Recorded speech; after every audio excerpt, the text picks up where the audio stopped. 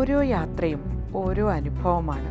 അത് ചെറുതായാലും വലുതായാലും മനസ്സിൻ്റെ അടിത്തട്ടിൽ അങ്ങനെ കാഴ്ചകൾ മങ്ങാതെ കിടക്കും. ചിലപ്പോൾ ചെറിയ യാത്രയിലായിരിക്കും വലിയ കാഴ്ചകൾ കാണാം. ഇന്ന് അങ്ങനെ ഒരിടത്തേക്കാണ് ഞങ്ങളുടെ യാത്ര.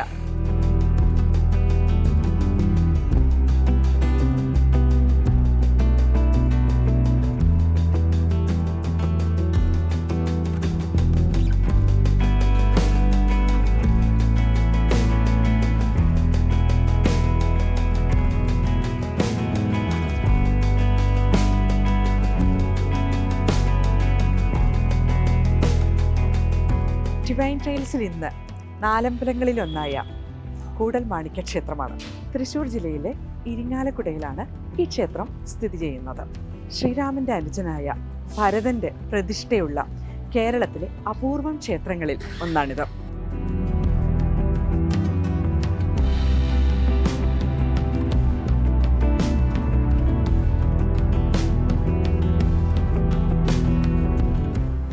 നാലമ്പലത്തിൻ്റെ ഐതിഹ്യം നമ്മൾ പറഞ്ഞു.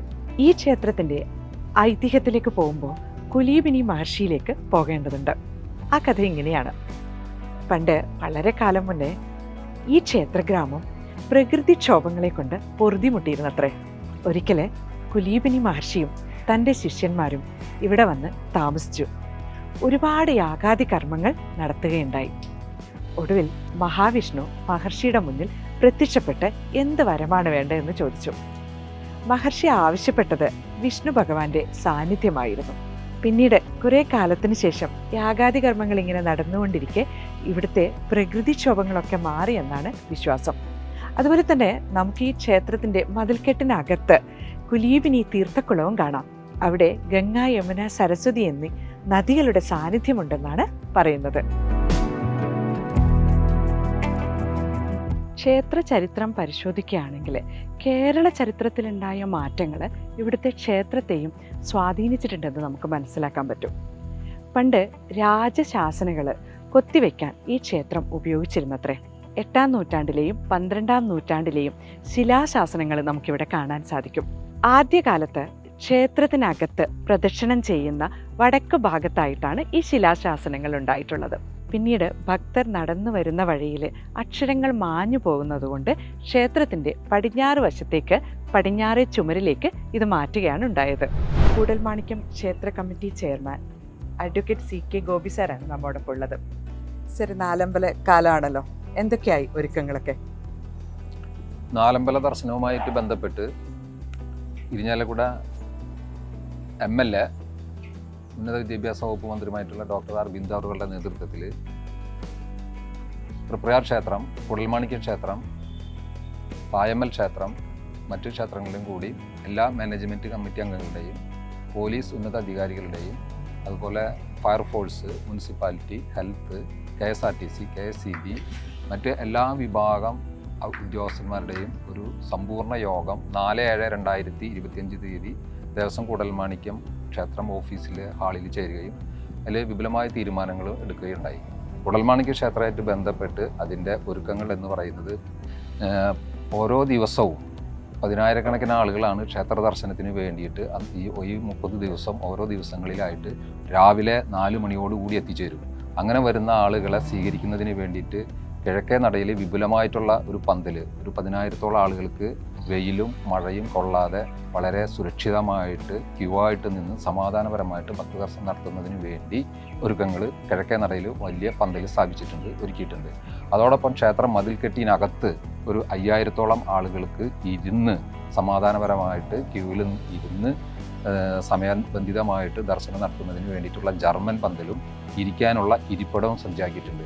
രാവിലെ 4 മണിക്ക് വരുന്ന ആളുകൾക്ക് ചുക്ക് കാപ്പിയും അതുപോലെ തന്നെ ഉച്ചയ്ക്ക് ഒരു 10 മണിയോടുകൂടി ഇവിടെ വരുന്ന എല്ലാ ഭക്തജനങ്ങൾക്കും ക്ഷേത്രത്തിൻ്റെ തെക്കേ ഊട്ടുപരയിൽ നിന്ന് പ്രസാദ കഞ്ഞി നൽകുന്നതായിരിക്കും. ഇതിലും ഒരു പ്രധാന കാര്യം എന്ന് പറയുന്നത് വാഹനങ്ങൾ പാർക്ക് ചെയ്യുക എന്നുള്ളതാണ്. ഗതാഗത നിയന്ത്രണം, ഓരോ ക്ഷേത്രങ്ങളിൽ നിന്ന് മറ്റു ക്ഷേത്രങ്ങളിലേക്ക് പോകുമ്പോൾ ഗതാഗത നിയന്ത്രണം വളരെ പ്രധാനപ്പെട്ട ഒരു പ്രശ്നമാണ്. അപ്പോൾ അത് പരിഹരിക്കുന്നതിന് പോലീസിൻ്റെ ഭാഗത്തുനിന്ന് സംയോജിതമായിട്ടുള്ള എല്ലാ ഇടപെടലുകളും ഉണ്ടാകും എന്ന് പറഞ്ഞിട്ടുണ്ട്. വാഹനങ്ങൾ പാർക്ക് ചെയ്യുന്നതിന് കൊട്ടിലാക്കൽ ക്ഷേത്രത്തിലെ മൈതാനത്തും അതുപോലെ മൈൻമാളിക നിലനിന്നിരുന്ന സ്ഥലത്തെ ഗ്രൗണ്ടിലും KSRTCയുടെ ബസ് സ്റ്റാൻഡിലും അങ്ങനെ വിപുലമായ സ്ഥലത്ത് വാഹനങ്ങൾ പാർക്ക് ചെയ്യുന്നതിനുള്ള എല്ലാ ഒരുക്കങ്ങളും പൂർത്തീകരിച്ചിട്ടുണ്ട്.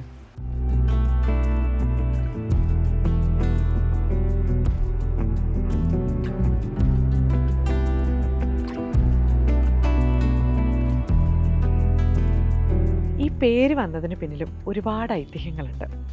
കൂടൽ 2 നദികൾ തമ്മിൽ സംഗമിച്ചതാണെന്ന് ഒരു കൂട്ടം പറയുന്നുണ്ട്.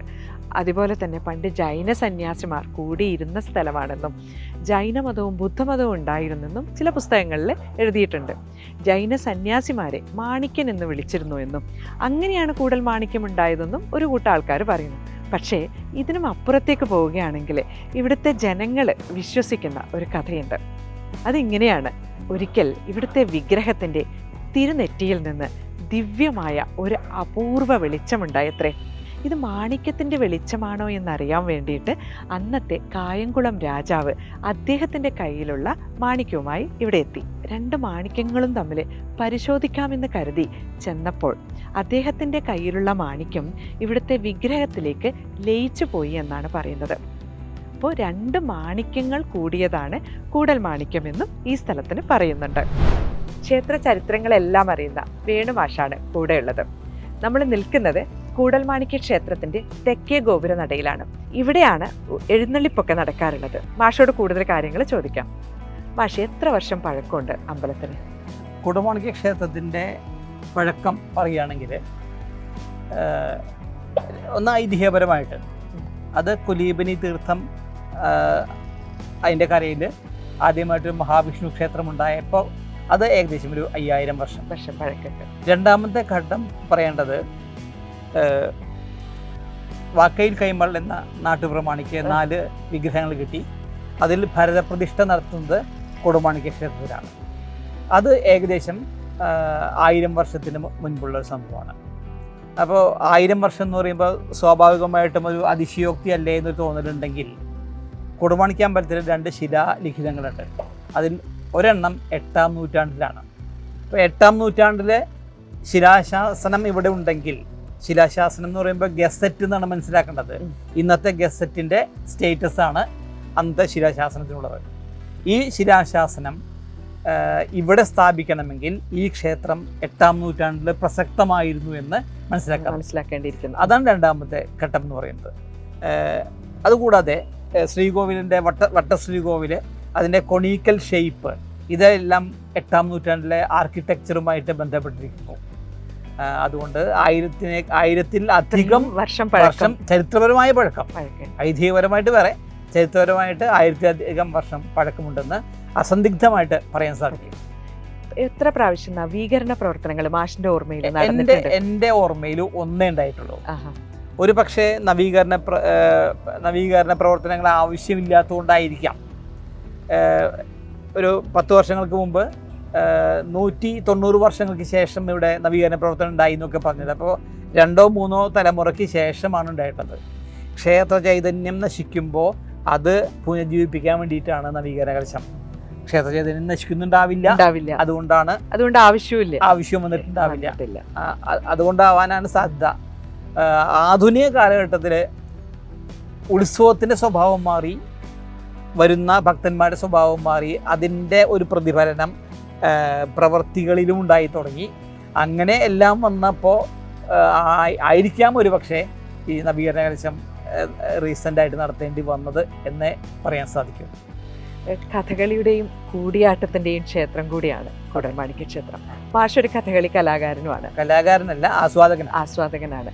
അപ്പോൾ മാഷിന് എന്താണ് അങ്ങനെ ആ കലാരൂപങ്ങളെക്കുറിച്ച് മാഷിന് എന്താണ് പറയാനുള്ളത്? കൂടൽമാണിക്യ ക്ഷേത്രവുമായി ബന്ധപ്പെട്ടിട്ടാണ് ഇരിങ്ങാലക്കുടയുടെ കലാപാരമ്പര്യം നിലനിൽക്കുന്നത്. ഉത്സവത്തിൻ്റെ തുടക്കം കൂത്തമ്പലത്തിൽ മിഴാവൊച്ചപ്പെടുത്തുന്ന ഒരു സൂത്രധാരൻ്റെ ചടങ്ങോട് കൂടിയിട്ട് ആരംഭിക്കുന്നു. തുടർന്ന് 24 മണിക്കൂറും തുടർച്ചയായിട്ടുള്ള പ്രോഗ്രാമുകളോട് കൂടിയ ഒരു ഉത്സവമാണുള്ളത്. 8 ദിവസം പൂർണ്ണമായിട്ടും 24 മണിക്കൂർ 24x8 എന്ന് പറയുന്നത് 4 മണിക്കൂർ പൂർണ്ണമായിട്ടുണ്ട്. അത് വേണമെങ്കിൽ വ്യക്തമാക്കി തരാം. രാവിലെ 7:30 അകത്തുനിന്ന് പുറത്തേക്ക് എഴുന്നള്ളിച്ചാൽ 17 ആനകൾ നിലനിൽക്കുന്ന ഭഗവാന്റെ എഴുന്നള്ളത്ത്, അതിന് പഞ്ചാരി മേളം. ശീവേലി എന്നുള്ള ചടങ്ങ് കഴിഞ്ഞാൽ കിഴക്കേ നടപ്പുരയിൽ ഓട്ടംതുള്ളൽ, സാധാരണ ഫോക്ക് ടൈപ്പുള്ള ഓട്ടംതുള്ളലുണ്ടായിരിക്കും നടപ്പുരയിൽ. ഒരു 4 മണിയാകുമ്പോൾ സ്പെഷ്യൽ പന്തൽ എന്നാണ് പറയുക. അത് അമ്പലത്തിൻ്റെ തെക്ക് പടിഞ്ഞാറേ ഭാഗത്ത് അതിനെ സ്പെഷ്യൽ പന്തൽ എന്നാണ് പറയുക. ബാക്കി എല്ലാം പന്തലാണ്, അത് സ്പെഷ്യൽ പന്തൽ.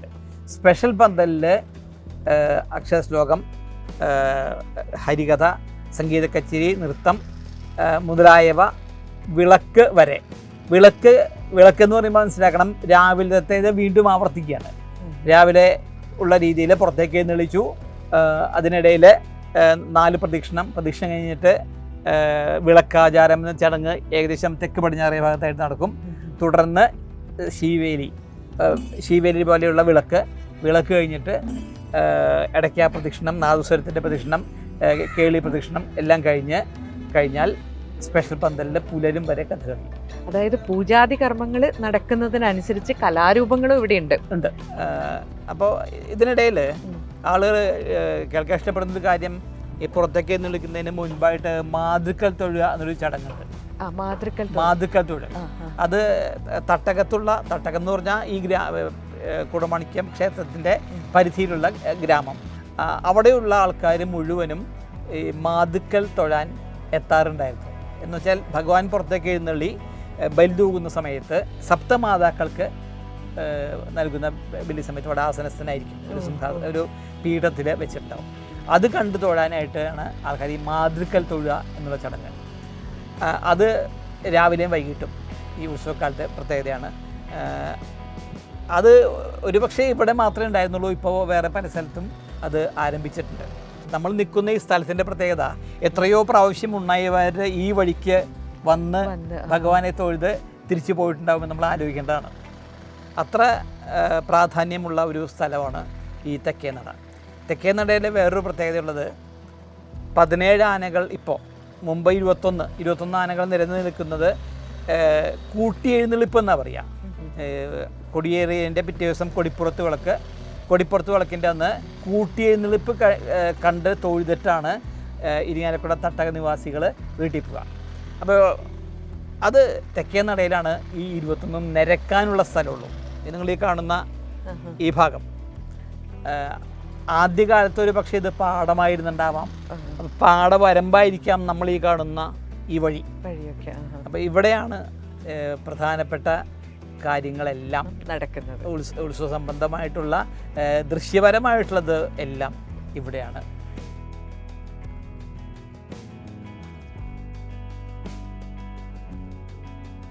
ഞാനിപ്പോൾ ഇരിക്കുന്നത് കുടൽമാണിക്യ ക്ഷേത്രത്തിലെ കൂത്തമ്പലത്തിലാണ്. ഈ കൂത്തമ്പലത്തിന് ഒരുപാട് പ്രത്യേകതയുണ്ട്. കേരളത്തിലെ തന്നെ ഏറ്റവും വലിയ കൂത്തമ്പലങ്ങളിൽ ഒന്നാണിത്. ശ്രീകോവിലിലെ പ്രതിഷ്ഠയ്ക്ക് അവിടെ എന്തെങ്കിലും അശുദ്ധി വന്നു കഴിഞ്ഞാൽ പ്രതിഷ്ഠ വയ്ക്കുന്നത് നമ്മുടെ ഈ കൂത്തമ്പലത്തിലാണ്. നമ്മൾ ഏതൊരു അമ്പലവും തൊഴുമ്പോൾ പൂർണ്ണ പ്രദക്ഷിണം എന്ന് പറയാറുണ്ട്. കുടൽമാണിക്യ ക്ഷേത്രത്തിലെ പൂർണ്ണ പ്രദക്ഷിണം എന്ന് പറഞ്ഞു കഴിഞ്ഞാൽ കൂത്തമ്പലവും കടന്ന് അങ്ങനെ തീർത്ഥക്കുളം കടന്ന് ശ്രീകോവിലെ മുഴുവൻ ചുറ്റി വന്നാൽ മാത്രമേ പൂർണ്ണ പ്രദക്ഷിണാവുള്ളൂ. ഈ കൂത്തമ്പലത്തിന് വേറൊരു പ്രത്യേകതയും കൂടിയുണ്ട്. ഇടവ മാസത്തിലെ തിരുവോണ നാള് തൊട്ട് 28 ദിവസം ഇവിടെ രാമായണം കൂത്തു നടക്കും. അതുപോലെ 12 ദിവസം അങ്കുലിയാങ്കവും ഉണ്ടാവും.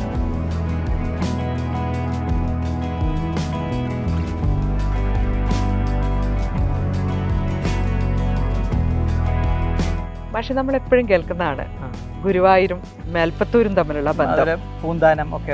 അതുപോലെ നമുക്ക് കൂടൽമാണിക്യ ക്ഷേത്രമായിട്ട് പറയാം. ഈ കൂടൽമാണിക്യ ക്ഷേത്രത്തിൻ്റെ പ്രത്യേകതയിൽ പറയേണ്ടത്, ഒന്ന് 2 ഉത്തമ ഭക്തരെന്ന് പറയുന്ന വകുപ്പിൽപ്പെട്ട ആൾക്കാരെ കുറിച്ച് പറയാനുണ്ട്. ഒന്ന് മാധവൻ എന്ന് പറയുന്ന ഒരു ശാസ്ത്രജ്ഞനാണ്. അദ്ദേഹത്തിൻ്റെ പേര് സംഗമഗ്രാമ മാധവൻ എന്നാണ് പ്രസിദ്ധി നേടിയത്. ഏകദേശം 1360 1410 കാലഘട്ടത്തിൽ ഇരിങ്ങാലക്കുടയിൽ ജീവിച്ചിരുന്ന മാധവൻ എന്ന് പറയുന്ന ഒരു ശാസ്ത്രജ്ഞൻ. അദ്ദേഹത്തിൻ്റെ പ്രത്യേകത, അദ്ദേഹം ആണ് ഈ ഞാറ്റുവേല കലണ്ടർ സൃഷ്ടിച്ചത്. അശ്വതി ഞാറ്റുവേലയിൽ തുടങ്ങി രേവതിയിൽ അവസാനിക്കുന്ന രീതിയിലുള്ള ഒരു കലണ്ടർ അദ്ദേഹത്തിൻ്റെ സങ്കല്പത്തിൽ. ഇതൊരു പുതിയ അറിവാണ് അല്ലേ, ഞാറ്റുവേല കലണ്ടർ ഉണ്ടാക്കി എന്ന് പറയുമ്പോൾ? അതെ, അശ്വതി ഞാറ്റുവേല മേടം 1-ാം തീയതി ആരംഭിക്കുന്നു. അതിനുള്ള ഇദ്ദേഹത്തിനൊരു പ്രത്യേകതയുള്ളത്, അദ്ദേഹത്തിന് ഒരു നക്ഷത്രം ഇന്ന സമയത്ത് ഇന്ന സ്ഥലത്താണെന്ന് വിഷ്വലൈസ് ചെയ്യാനുള്ള ഒരു കഴിവ് അദ്ദേഹത്തിനുണ്ടായിരുന്നു. ടെലസ്കോപ്പോ ബയോസ്കോപ്പോ ഒന്നും ഇല്ലാത്തൊരു കാലഘട്ടത്തിൽ നിരീക്ഷണത്തിലൂടെ മാത്രം അദ്ദേഹം കണ്ടെത്തിയിട്ടുള്ള കാര്യമാണത്. അവിടെ അദ്ദേഹത്തെ നമുക്ക് ഒരു ആസ്ട്രോണമർ എന്നുള്ള രീതിയിൽ ട്രീറ്റ് ചെയ്യാം. ഗണിതശാസ്ത്രത്തിൽ അദ്ദേഹം നൽകിയ സംഭാവനകൾ പലതും മിഷിഗൻ യൂണിവേഴ്സിറ്റിയിലൊക്കെ പഠന വിഷയമാണ്.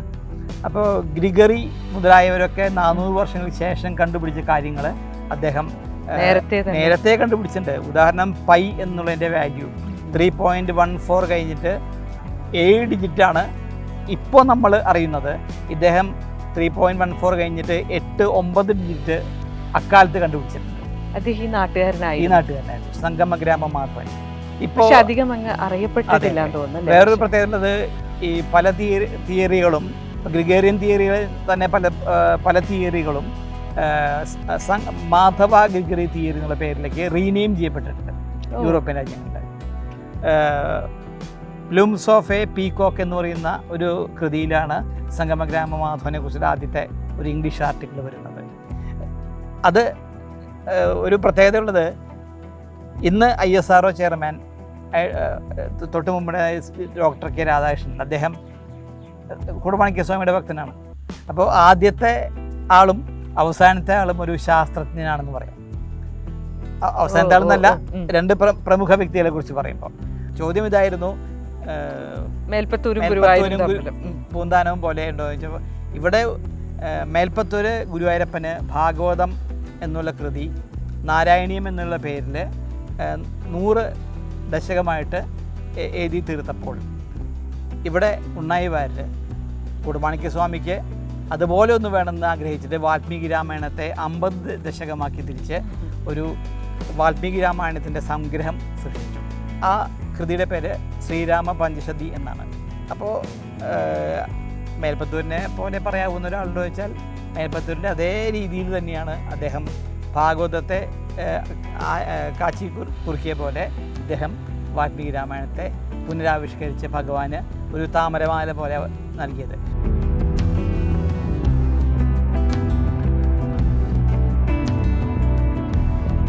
ഇവിടുത്തെ ഏറ്റവും വലിയ പ്രത്യേകത എന്തെന്ന് വെച്ചാൽ ഇവിടെ ഉപദേവതകളില്ല. തിടപ്പള്ളിയിൽ ഹനുമാനും വാതിൽ മാടത്തിലെ തെക്കും വടക്കുമായി ദുർഗയും ഭദ്രകാളിയും ഇരിപ്പുണ്ട്.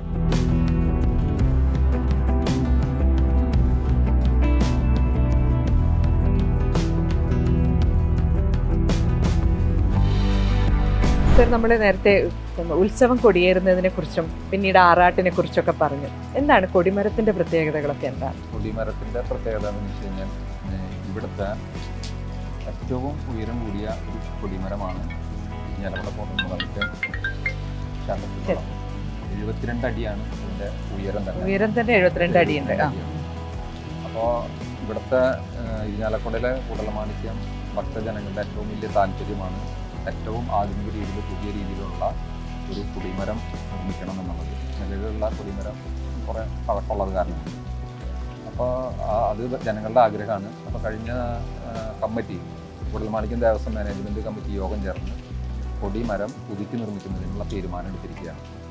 നിലമ്പൂർ വനത്തിൽ നിന്നുള്ള ഏറ്റവും കാതലുള്ള തേക്ക് മരം അവിടെ നിന്ന് വളരെ ആഘോഷപരമായിട്ടുള്ള രീതിയിലും ആചാരപരമായിട്ടുള്ള രീതിയിലുള്ള കർമ്മങ്ങളൊക്കെ നടത്തി അവിടെ നിന്ന് ഇവിടെ കൊണ്ടുവന്ന് 6 മാസത്തോളം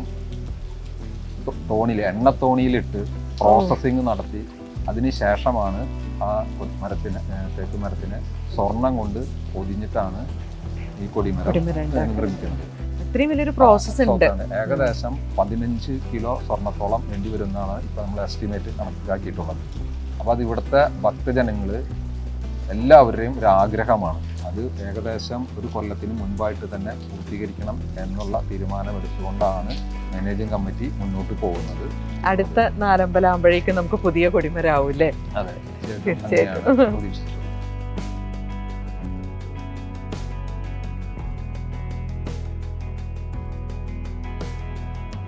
ക്ഷേത്ര ചരിത്രം പഠിക്കുമ്പോൾ നമ്മൾ ആചാരങ്ങളും അനുഷ്ഠാനങ്ങളും കലയും മാത്രമല്ല, ഒരു കാലഘട്ടത്തിൻ്റെ രാഷ്ട്രീയവും സാമൂഹ്യവും സാംസ്കാരികവുമായ കാര്യങ്ങൾ കൂടി അറിയുന്നുണ്ട്. നാലമ്പലങ്ങൾ ഇങ്ങനെ നിശബ്ദതയിൽ ഒളിഞ്ഞിരിക്കുന്ന 1000 കഥകളുടെ നിലാവാണ്. വാസ്തുവിദ്യയുടെ പാരമ്പര്യവും അചഞ്ചലമായ ആചാരങ്ങളും നാട്ടുഭാഷയുടെ മാധുര്യവും നാം മറന്നുപോയ അനുഭവങ്ങളെ വീണ്ടും ഓർമ്മിപ്പിക്കുന്നു.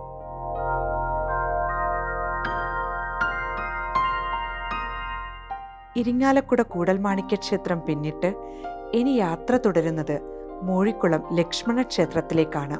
അനുഭവങ്ങളും സ്മരണകളും കൂടെ കൂട്ടാൻ മറ്റൊരു യാത്ര ഇവിടെ തുടങ്ങുകയാണ്.